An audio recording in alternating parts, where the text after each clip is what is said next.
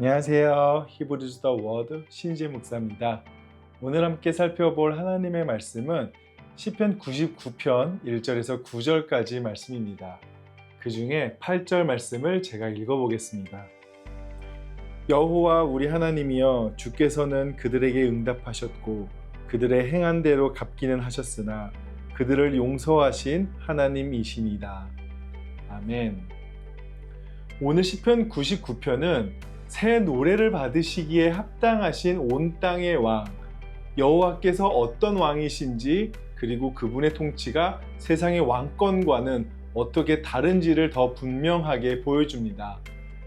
고대 근동 당시의 신에 대한 이해를 잠깐 생각해 보면요, 당시 사람들은 대개 신을 자기 민족이나 지역을 지키는 신, 힘과 두려움을 과시하는 신, 기분에 맞춰주고 달래야 하는 존재로 이해하는 경우가 많았습니다. 하지만 시편 99편은 여호와 하나님을 그렇게 보여주지 않습니다. 오늘 볼 수 있는 하나님의 모습은 시온에 계시지만 온 세상을 다스리는 왕, 힘만 센 왕이 아니라 정의와 공의를 사랑하시는 왕, 거룩하시지만 백성의 기도에 응답하시고 용서하시는 왕으로 비추어지는 것을 볼 수 있습니다. 결국 시편은 하나님이 그저 위대하시다에서 끝나는 것이 아니라 세상의 왕들과 다른 참된 왕이 누구인지를 보여준다라는 거죠. 말씀을 통해 더 자세히 살펴보도록 하겠습니다. 먼저 1절 말씀을 제가 읽어보겠습니다. 여호와께서 다스리시니 만민이 떨 것이요, 여호와께서 그룹 사이에 자정하시니 땅이 흔들릴 것이로다. 말씀 속을 보게 되면 거룩하신 왕은 그룹 사이에 좌정하시며 온 세상을 떨게 하신다라고 말씀합니다. 여기서 그룹 사이에 자정하신다라는 표현은 언약궤의 그룹들 사이에 임재하시는 하나님을 가리키죠. 이건 단순히 성전을 위한 장식이 아니라 광야 생활 가운데 백성을 인도하셨던 하나님, 언약궤 위에 임재하셨던 하나님, 시온에서 왕처럼 좌정하신 하나님을 보여주고 있는 겁니다. 즉, 하나님은 어떤 지역의 이방신처럼 한 장소에 묶인 분이 아니라 시온을 통치의 중심으로 삼아 온 세상을 다스리는 왕이라는 사실이죠. 그런데 그런 왕의 오심에 대해서 말씀은 만민이 떨고 온 땅이 흔들린다라고 말씀합니다. 이것은 결국 하나님 나라가 우리 가운데 임하게 되었을 때 하나님 나라는 더 이상 조용한 개인 신앙의 영역에 머물지 않습니다. 거룩하신 왕의 임재 앞에 세상 전체가 흔들리는 온 세상이 마주해야 할 사건이기 때문이죠. 어떻게 온 세상이 마주하고 알게 되는 것일까요? 그것은 그분의 성품, 곧 정의와 공의를 사랑하시는 통치를 통해 온 세상에 드러나지는 겁니다. 4절 말씀을 제가 읽어보겠습니다. 능력 있는 왕은 정의를 사랑하느니라. 주께서 공의를 견고하게 세우시고 주께서 야곱에게 정의와 공의를 행하시나이다. 당시 사람들에게 있어서 신뿐만 아니라 왕이라고 하면 어떤 이미지였을까요? 흔히 힘을 과시하고 불의한 방식으로 통치하고 약자를 짓누르며 자기 권력을 유지하는 데 집중했죠. 하지만 시편 99편은 참된 왕의 능력이 무엇인지를 다르게 말합니다. 능력 있는 왕은 정의를 사랑하느니라. 이건 아주 중요한 포인트라고 저는 생각하는데요. 이 참된 왕의 힘은 지배와 억압의 힘이 아니라 정의를 사랑하고 공의를 세우는 힘이라는 거죠. 여기에 정의의 의미로 쓰인 미슈파트라는 단어는 그냥 재판 과정에서 정직한 판결의 의미만은 아닙니다. 성경에서 말하는 정의는 공동체 안에서 이웃과 올바른 관계를 세우고 깨어진 관계를 회복하도록 돕는 삶의 태도라고 볼 수 있죠. 츠다카로 쓰인 공이라는 단어는 굽은 것을 곧게 펴고 무너진 것을 제자리로 돌려놓는 바른 모습을 가리킵니다. 곧 하나님이 갖고 계신 정의와 공의는 죄를 판단하시는 것뿐만 아니라 공동체를 바로 세우시고 관계를 회복시키는 데 필요한 그분의 성품이라는 사실이죠.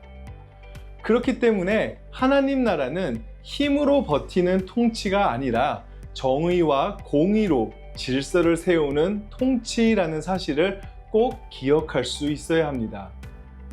그리고 시편 말씀은 하나님께서 소통하시는 왕의 모습으로 비춰집니다. 6절에서 8절 말씀을 보시게 되면 여기에 모세와 아론 그리고 사무엘에 대한 이야기가 나오는데요.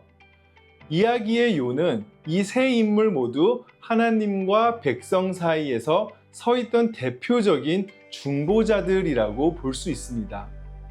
모세는 출애굽에서 금송아지 사건 때에 백성을 위해 간구했고, 아론은 제사장으로서 백성을 대신해 섰으면서 사무엘은 기도의 사람으로 기억되죠. 시편 기자는 이들을 소환해내면서 하나님께서는 과거에도 이렇게 기도에 응답하셨던 모습을 보여줍니다.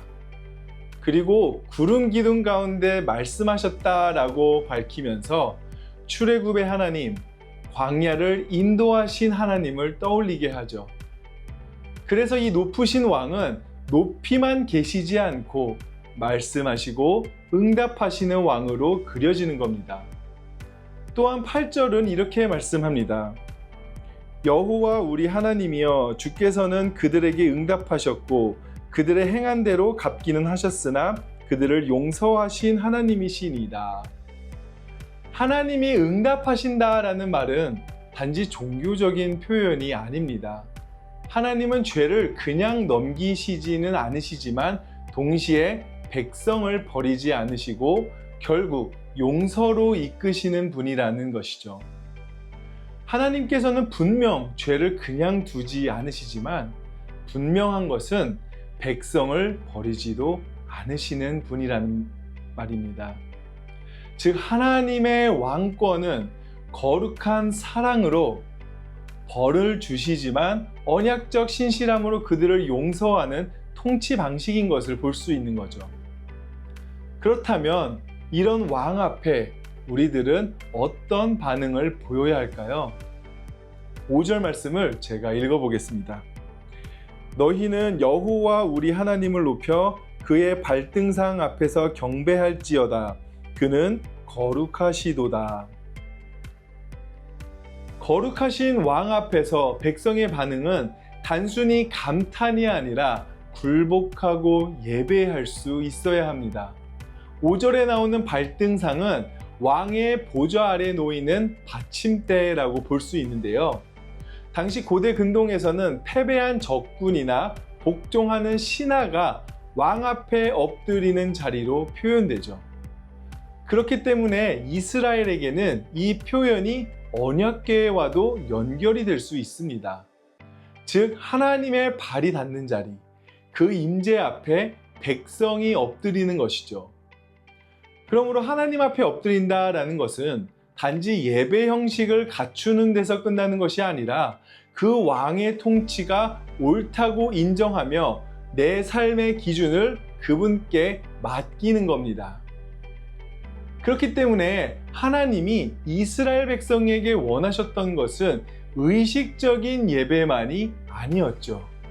거룩하신 왕의 통치를 인정하고 정의와 공의를 행하시는 왕 앞에서 자신을 낮추며 징계와 용서로 공동체를 빚으시는 하나님께 응답하는 것이었습니다. 그렇기에 그들도 마땅히 공동체 안에서 왕이신 하나님의 백성답게 정의와 공의를 따라 공동체를 세워가는 삶을 살아야 했던 거죠. 우리도 마찬가지입니다. 오늘도 여전히 불의할 수 있는 세상의 왕들, 그리고 우리가 왕처럼 붙들고 사는 것들 앞에서 하나님의 보좌는 끝까지 정의와 공의 위에 서 있음을 기억해야 합니다. 그러므로 끝까지 그 하나님을 의지하고 따를 때 변하지 않는 자리에서 우리를 기다리시고 자리를 지키시는 하나님 안에서 위로를 얻으시길 원합니다. 또 그 거룩하신 왕을 예배하는 삶 속에서 우리 또한 하나님 나라 안에서 정의와 공의를 세우며 거룩함을 드러내는 백성으로 살아가시길 예수님의 이름으로 소망합니다. 함께 기도하겠습니다. 사랑의 하나님 아버지, 또 정의와 공의를 사랑하시는 하나님 아버지, 하나님께서 그 공동체를 세우시는 데에 사랑으로 용서하시고 정의와 공의로 그 공동체를 빚으셨음을 오늘 기억하기를 원합니다. 그리고 오늘 우리가 일상을 살아가야 되는 우리 모든 성도님들 가운데 앞에서도 세상의 질서, 세상의 왕들 앞에서 우리가 온전히 그 왕 대신 주님을 높일 수 있는 삶을 살아내기를 원합니다. 우리의 삶 속에 정의와 공의가 행하도록 우리 삶에 힘과 용기를 더하여 주시고 그 진실 가운데에 진리 가운데에 주님께 순종하며 나아가는 우리 성도님들 될 수 있도록 인도해 주시옵소서. 불의한 것을 아니라고 여길 때에 분명 세상은 우리를 향해 화살을 쏠지 모르겠지만 그 자리에서 꿋꿋하게 우리를 지켜주시고 함께 하시는 하나님으로 말미암아 용기를 얻어 담대히 주님께 나아가는 성도님들 되게 하여 주시옵소서. 늘 함께 해주실 줄 믿사오며 감사드리며 예수님 이름으로 기도드렸습니다. 아멘.